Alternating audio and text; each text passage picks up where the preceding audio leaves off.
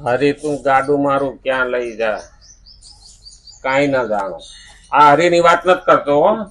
હા, એનું જ ગાડું ક્યાં જાતું એનું નક્કી નહીં. હા, હવે એના જ ગાડાનું ઠેકાણું નથી તો ઈ ક્યાં બીજે લઈ જાય? ઉપર વાળો હરી હો, ભગવાન ની વાત કરું છું. હા, હરી તું ક્યાં ગાડું મારું ક્યાં લઈ જા. હા, આનું કઈ નક્કી નહીં ને, એના જ ગાડા ઠેકાણું નહીં થતું. હા, બોલા માજી બેઠા હતા બોતડા ઉપર કે માજી આજ કેમ ના, તો કે આજ ઠેકાણું નહીં.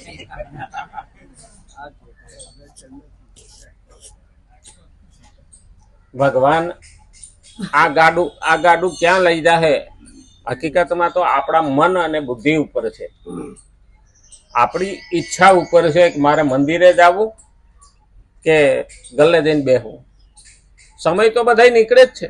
24 કલાક આપણને પણ આપ્યા અને 24 કલાક દુર્જનને પણ આપ્યા.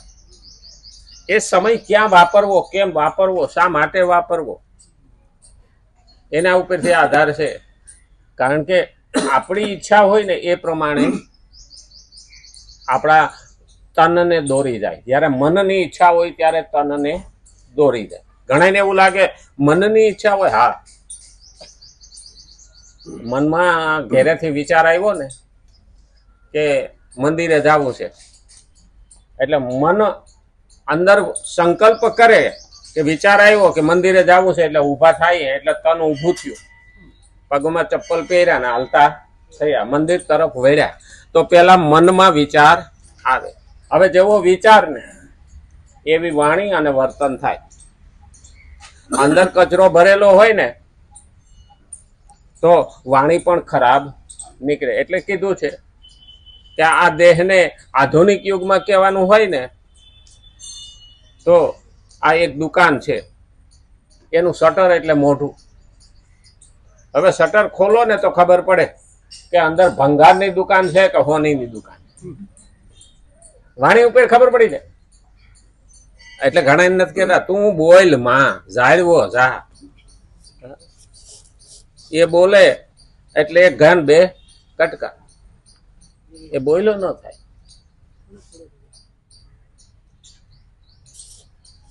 ને પેલા છોકરાને જોવા આવ્યા એટલે ગરબા માટલા કોળિયા એવું બનાવતા. એટલે બાપો તો વખાણ કરે ને, તો છોકરો થોડો તોતડો હતો, કાલો હતો. એટલે કે તારે કઈ બોલવાનું નહીં કે તું બોલીશ તો વળી પાછું કે નાતરું નહીં થાય, તારે બોલવાનું નહીં કે. હા, એટલે બાપા એ બધું કહેવા માંડ્યું અમારા છોકરાને તો માટલા આવડે ને તાવડિયું આવડે ને ગરબા આવડે ને બધા વખાણ કરે ને. પોતાના છોકરાને વખાણ કરે એટલે એમાં 50% કાઢી નાખવાનું, અને હાહુ વખાણ કરે ને એમાંથી 90% કાઢી નાખે.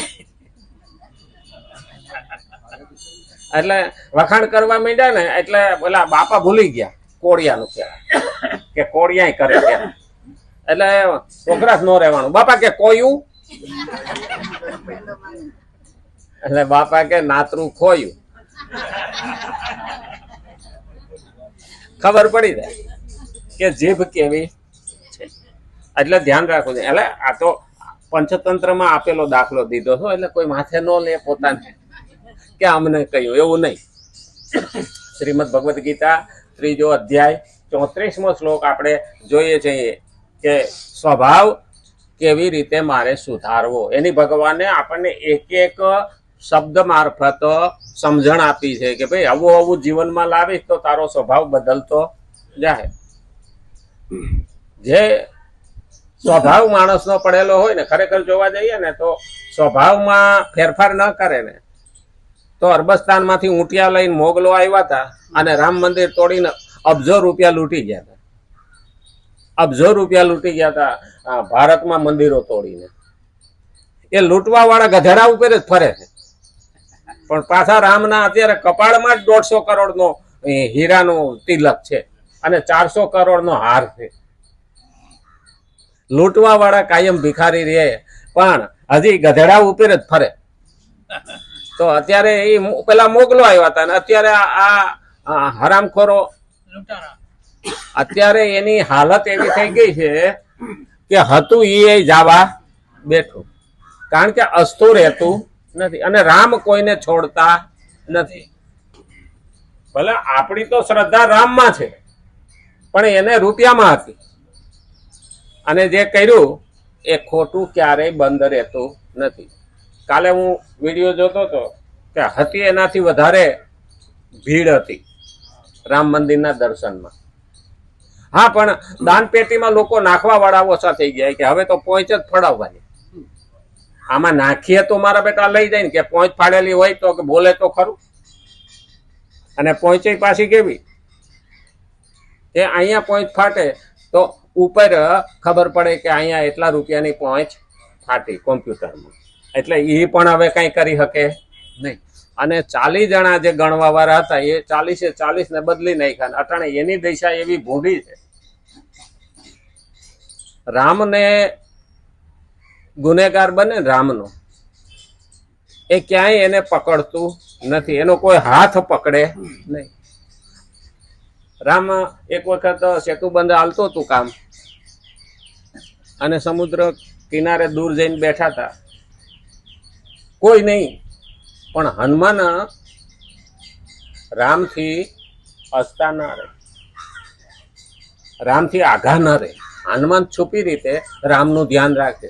બ્લેક કમાન્ડો છે, હા, રામનો બ્લેક કમાન્ડો. એટલે હનુમાનજી છુપી રીતે બેઠા હતા. રામ બેઠા બેઠા કાંકરો નાખ્યો સમુદ્રમાં, પથરો નાખ્યો, એટલે ડૂબી ગયો. તો રામ એમને બોલ્યા કે ઓલા બધા પથરા નાખે મારા નામના તો તરે છે, અને હું પથરો નાખું છું તો ડૂબી જાય. આવું કેમ? પાછળથી હનુમાન આવ્યા, પ્રભુ નાને મોઢે મોટી વાત, પણ તમે જેને છોડી દો ને એને કોઈ તારી શકે નહીં. આ હનુમાનની વાત. ભગવાન જેને ફેંકી દે ને એને કોઈ બચાવનાર નથી. આટલેથી સમજી લેવાનું કે રામ એ આપણા લોહીમાં વણાઈ ગયેલો અવતાર, અને એને એટલે જ કીધું હતું કે હું જીવો એમ જીવો. રામે બધું છોડ્યું, પોતાનું હકની રાજગાદી પણ છોડી, કિષ્કિંધાનું રાજ વાલીને માર્યા પછી હાથમાં આવ્યું છોડ્યું, અને લંકાનું રાજ પણ રાવણને માર્યા પછી હાથમાં આવ્યા પછી છોડ્યું.